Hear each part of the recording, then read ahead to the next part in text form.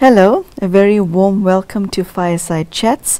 I am Magela Pillai, and today's topic is a fascinating one entitled Vulnerability.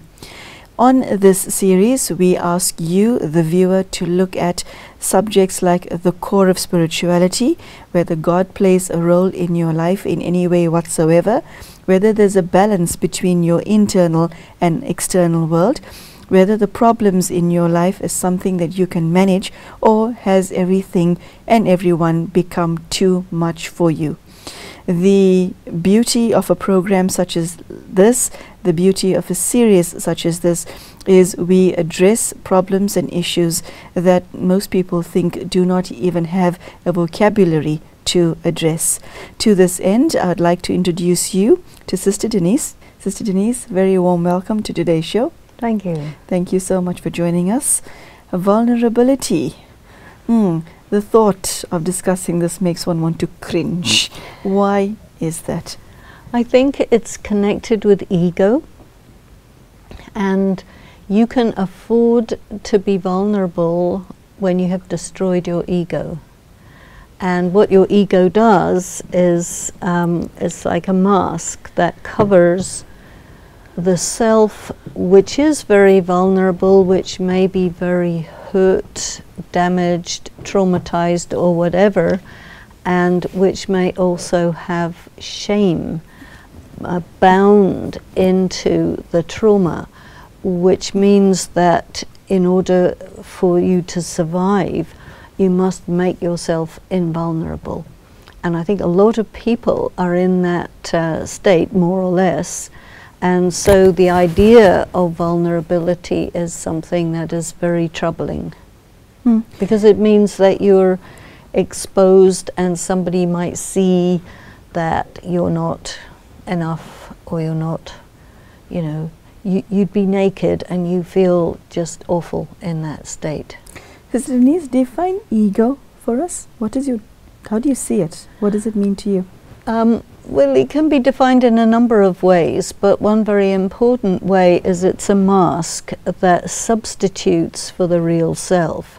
And when the self has been damaged, affected, shamed, or something like this, traumatized, that is when it creates this mask of ego, which is the substitute for the real self. What people do in that situation is they present the mask and they say, this is me, relate to this. And if somebody says, excuse me, this is just a wall, I want in, you'll say, no, there's no wall, what are you talking about? So there'd be denial connected with it as well. See? Sister Denise, does one not develop an ego as a response to pain? Well, exactly. It is a response to pain, trauma, shame, big pain. Okay, the reason I'm asking you this is, isn't an ego necessary? Because we can't be vulnerable to pain all the time. No one can live that way. I think that you're right. Does ego have a purpose? Does it have a... It's a defense.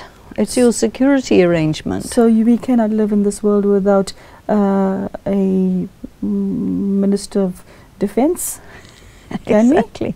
Well, the thing is, the way this world is, everybody has found it necessary to put on all of this armor. But do you want to live like that forever? Oh, are you saying you think you're the armor and you forgot your real self? Yes. Okay, so the problem is not having the armor, the problem is thinking you the armor. So it's okay to have the armor as long as you know this is you and this is your protection. Yes, what happens is the person gets fused with the armor, and then, if anything happens to the armor, it happens to you. I think the process of considering oneself or one's vulnerability is a process of pulling back from the armor and saying it's okay if the armor is taken down or chinked or whatever, because I am not it. but I am, you know, a tortoise without a shell or something like this. So there are, you know, in nature, when you have creatures that are very vulnerable, they tend to look for places of protection, because the world that we are in now, whether it's the human world or the natural world, is the world of predators and prey. So, Sister Denise, you told us what the difference is between the ego and the shadow self and the real self. Now, how does one go about reinstilling one's understanding and one's experience of the real I, as opposed to the shell? I think that what you have to do in order to drop the ego mask is you have to come into your power, because when you're not in your power, you can't afford to drop the ego mask. So just tearing off the ego mask and exposing this vulnerable little person is dangerous. Well, it's dangerous, it's courageous, but maybe it's not so intelligent. Because if you're really vulnerable, then you are wise to create some protection. But the thing is, you don't want to be, you know, locked up in armor all the time. You want to be able to, okay, if you're going out to war, put your armor on, but then when you come home, take it off, you see. But what happens is the war zone is everywhere and you never take it off, so that you lose contact with yourself. And I think the important thing is to work on your own spiritual development, which means you have to really fill yourself, because the self is really running on empty, really depleted and contaminated.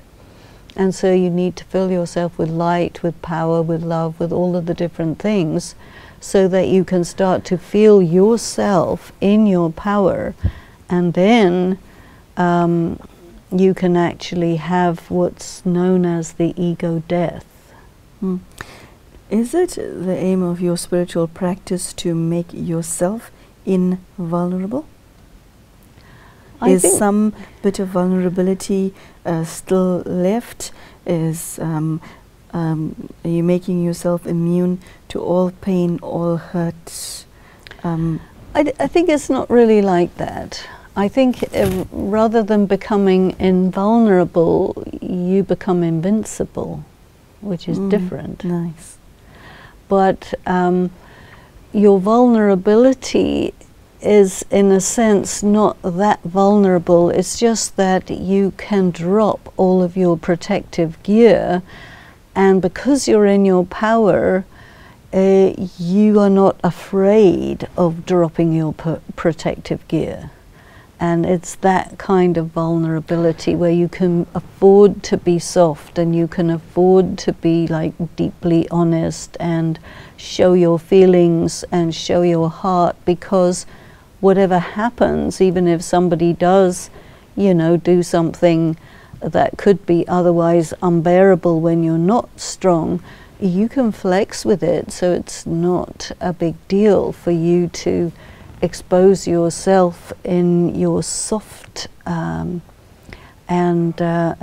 sweet self, you know, that is just as accessible to you and to those that you choose to show it to as your different other masks, you know.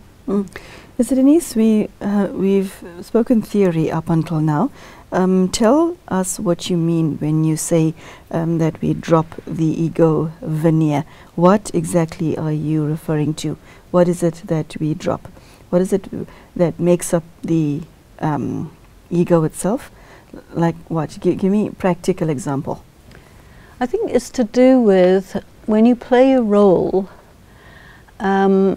together with that role comes a certain power, a certain authority. So it is a face that you show, which is powerful. And if you are hiding behind that, you can't afford to drop it.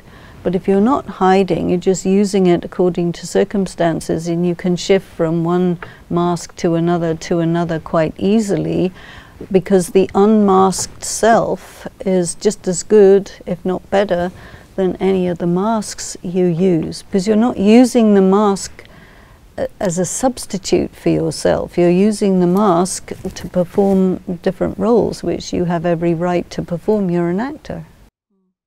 Okay, so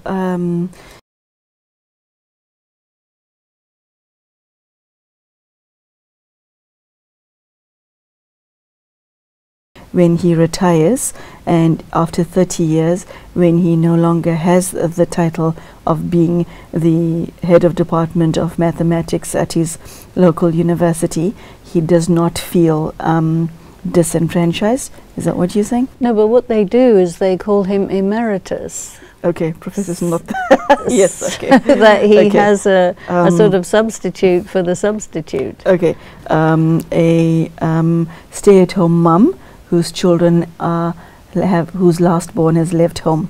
She no longer has anyone to look after, so that role of mother has now become empty. Yeah, well, then she's looking for grandchildren. Okay, so You see what I'm saying is Yes. you're always trying to find something to replace the one that's gone, Okay. because you don't want to drop them, Okay, so because what you you're saying, don't have contact with your inner self. okay, so what you're saying is you're playing the role of the mother, but it's not your identity. When you are in your power, you will never say, I'm just a housewife, or I am, you know, the mother of, wife of, so-and-so, so-and-so. You know, you're not identifying with those masks. And you're able to go into a role or out of it just as easily. You can drop it just as easily you can take it on. That is the practice of spirituality. You come into action, perform something, withdraw, go back into your inner state of peace, your ground of being, and stay there until you want to come out and do something else. So the example for this is given as the tortoise, who comes, you know, retracts from the shell to do something and then comes back in. So this is known as the internalized state, where you are anyway resourcing yourself spiritually in between actions where your energy is going out, you know. Sister Denise, somebody who is really, really strong,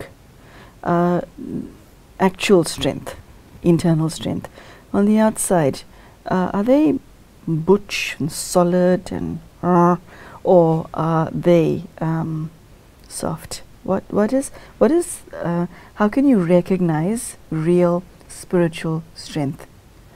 Because there's so many kinds of strength. Sure. Yeah. I think when someone's in their power, they don't need to show their power.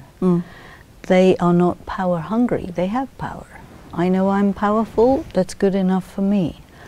Somebody who wants to be powerful or wants to be known to be powerful has to put on the performance of being powerful to make out. You see, so that's real, unreal, and therefore you're, you know, by default, confessing that you're weak, like a person who operates using violence. You see, a person who's spiritually aware will know that someone who's violent is weak. Someone who's powerful, they don't need to be violent. It's completely meaningless, you see, because your power, your solidity, which can very well take a soft form, but it will get done what it wants to get done, because that is real power. Whether you're spiritual or not, if you want to befriend a person and that person does not want to be your friend, in other words, you put out and when you don't get back, you get hurt, whether you're spiritual or not, doesn't that make you feel bad? Doesn't that make you feel, why did I bother in the first place? And doesn't that give you a feeling of the wrong type of vulnerability? And how do you protect yourself against something like that? That's the first part of my question. The second part is somebody who's spiritual, do they protect themselves all the time? if you're spiritually strong, you're in your power, why do you need to protect yourself? What's dangerous? You have powers. You can deal with whatever comes through your powers, you see. The first part of your question, you better remind me about it. You approach somebody to be your friend, and that person doesn't feel the same way. Now, it's a very deep human feeling to well, feel. It's rejection. To feel put out. Yes. Yes, you feel rejected. Nobody likes to be rejected, but when you are in your power and somebody rejects you, you're not going to interpret it as, oh my goodness, maybe I'm not okay, and take it that way. Somebody rejects you, you say, well, they have every right to reject me, and it's no skin off my nose to be rejected by this person. You know, maybe tomorrow they'll think again. If I'm really interested, I try again a few times. I mean, it doesn't really matter, because I'm not dependent on that person liking me or accepting me, because I like myself, you know. Mm. It's good enough. Mm. I know that I'm loved by God. Mm. That's enough. If somebody doesn't like me, it's their problem, not mine. I'm okay. You're saying that somebody who's spiritually empowered or in their zone can handle life's knocks, and you won't lose your balance because of it. Right. Okay. So, Sister Denise, God, bring him into this picture for us, specifically as far as your vulnerability is concerned. Does God, when you're with God, do you feel, not you specifically, when one is with God, does one feel vulnerable? Does one feel, I wonder what's coming now? Not possible. Not possible, because you are with the Almighty, you are with the ocean of love, you are with the intelligence of the wise, you are with the compassionate, the merciful one, you are with the peaceful one, you are with the Almighty. I mean, where's the problem? The problem is when you're alone, when you haven't created that relationship. Facing one's karmic accounts is especially when they're intense debts. If you have a heavy karmic load on your shoulders, and you've got physical problems, financial problems, relationship problems, that can get to you. And that can make one feel very, very vulnerable, but in the wrong type of vulnerable, where you can almost feel, you know, this is too much. What is the difference in that context between being vulnerable and feeling, well, victimized by life? Well, you can feel all those things, but you have the option to put yourself in the hands of God and say, okay, guide me, I will do whatever you say, and I put my life in your hands, and I will not indulge in negative feelings about myself. That's the contract. Things come to you that are very negative, loss, suffering, pain, suffering, etc., but you do not engage in a negative attitude towards it. That's right. Okay, so being spiritually sound means that you're the same things happen to you, but your perspective is different. Yes, and you're up for it. You know, God gives you the power of tolerance and He expects you to use it. Okay. If you have, you know, there's people in this world, they have plenty of money in the bank, they forgot. They think they're poor. There's people like that. They get into a terrible state, and somebody has to say, you know, you've got £1 million there, why don't you just, you know, I have? Are you sure? Yeah, have a look, check, you know. Yeah, okay. There's a lot of people like that. They have resources they don't remember, or they have conveniently forgotten, or whatever. It's as if you kind of want to be in a bad situation. So you have to really wake up and realize that you have plenty more resources than you think, and you've just been caught up in an awful lot of feelings and thoughts about yourself, where you just think that you're terribly weak and vulnerable and so on, but it's not true.